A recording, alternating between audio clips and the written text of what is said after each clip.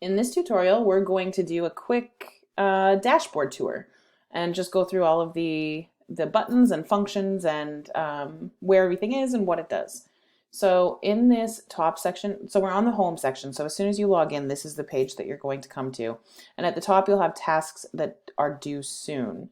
So anything that's coming up soon with a due date will show at the top. In the recent projects, it's going to show you, if you only have a couple of things going on, it's going to show you everything. But if you've got multiple projects in your space, then it's going to show you a list. So you'll see a bunch of these icons with the name of each project. So that's the home section. Then you come down to My Tasks. And this is all of the tasks that you've created for yourself, that your team has created for you. Basically, anything that's assigned to you is going to come in here. Now, this recently assigned section is essentially like the overview from the front page, except for it's not about due dates. It's about things you maybe haven't seen yet. So it's going to be things that were recently assigned to you, things that you've created for yourself, stuff like that. Then down below, it's things that are due today, things that are upcoming, and things that you don't need until later. Now, this is something that, you can move, holding the wrong spot here, into the right section. So this one will be due today, and this one's not due until later. So I'm going to move that down here, and we'll move this one into upcoming. So you can see at a glance in your tasks what you need to worry about first, right? It just gives you a quick little insight. I'm not going to go into this yet. So that is the My Tasks section. Now, or it's the main part of the My Tasks section. Up here, you can look at incomplete tasks. You can look at completed tasks, which gives you a few options: completed today, yesterday, etc. And then you can do all tasks. So typically, you're going to, it depends how you work, I guess, because you can look at it with the incomplete task just to know what you have to do next. I tend to use it with all tasks so that I can see if it's something that we're currently working on and there's a lot of pieces and parts.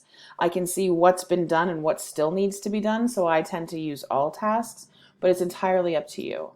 And then you're able to sort. You can sort it by project, due date, etc. Over here, this little button. Okay, so if I actually click on one of these to sort it, and then I want to clear my sorting, you just hit clear all. There's also a calendar view. So it'll show you, on the calendar what the due date is and what that project is. Pretty straightforward. And then the files. So anything in your tasks, this isn't for the project, anything in your tasks that have a file attached to it will show up here. So it's basically saving you having to go find a particular task in looking for, a graphic or something like that. And next up is the inbox. So in here, you're basically going to get notifications. So you're going to see things that are assigned to you. You're going to see places that you're mentioned, and you're going to see the things that were assigned by you. So it's basically like the communication back and forth with your team, all in kind of one place. So over here, there's the option to filter it based on whether it was a mention or assigned, etc. Obviously, we don't have anything in here yet, but that's how it works. The archive is going to show you the completed tasks, comments, etc. So with Asana, once you've completed something, you do have the ability to go back and view it again. So it hasn't disappeared altogether, and you don't have to go through, a whole big rigmarole to find it. You just have to either see completed tasks or look at your archive. The next menu item is portfolios. Now, this section is basically for I would say project management and managing a team. It is also a pro feature, but I'll just tell you about it a little bit. You can basically look at a glance and see how much work a person has in the workload option. You can look at how many projects are on the go, who's on the projects. It's kind of giving you a bird's eye view into what's happening with your teams or your projects. And next up is the favorites. So when you are working in your projects, you have the ability to star them. So that's where they're going to show up, is in this favorite section. So if I click star, then the product is going to show up here under favorites, and then remove the star and it's gone. All items is your tasks and your conversations and everything all in one place.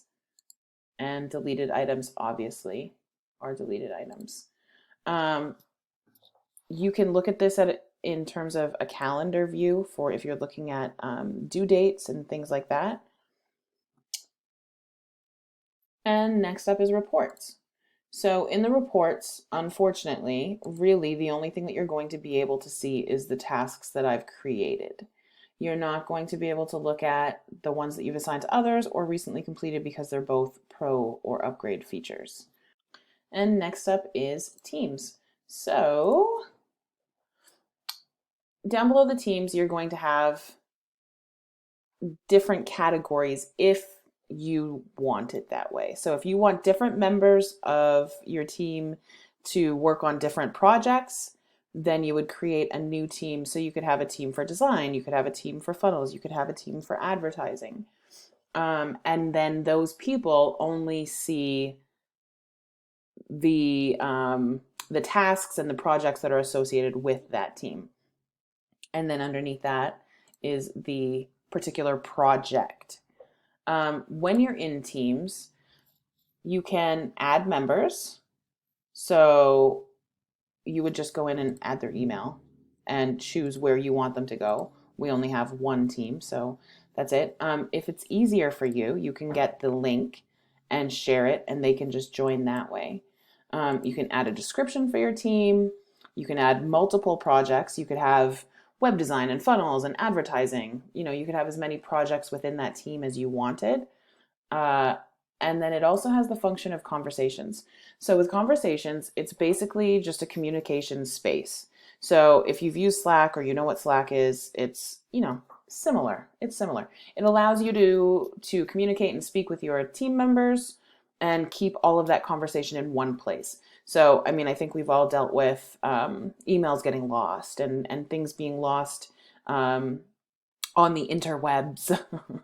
And this allows you to speak and find it easily, right? Because nobody loves searching for an email. So that's it for the sidebar. Once we go back home, we have the search function. Now, the only thing that you're able to search are the tasks that you've created. It won't allow you to do these because they are the pro features. You can, with this button, quickly create a new task. Task 2. You can create a new project. You can start a conversation. You can create a new team. The question mark is obviously for help. So they have guides and videos and ways that you can really maximize using Asana. And at the very bottom is contacting support. So if there's really an issue that you can't figure out, contact support. Now in this drop-down menu, because I've just created this account for this purpose, I don't have anything in here. But this is where any of the other teams that you're a part of, any of the other workspaces that you're in, they're all going to show up in this drop-down menu. So it's going to show up like, I would have Soaring Lotus Media, and I would have all of these things under here. Now, when you click this, and if you see a little dot on the side, that means that there's something new there that you haven't seen. So maybe someone's created a task for you or something like that, and that dot will be there to let you know. In more, you can also create a team here, and you can remove yourself from this organization. So what that means is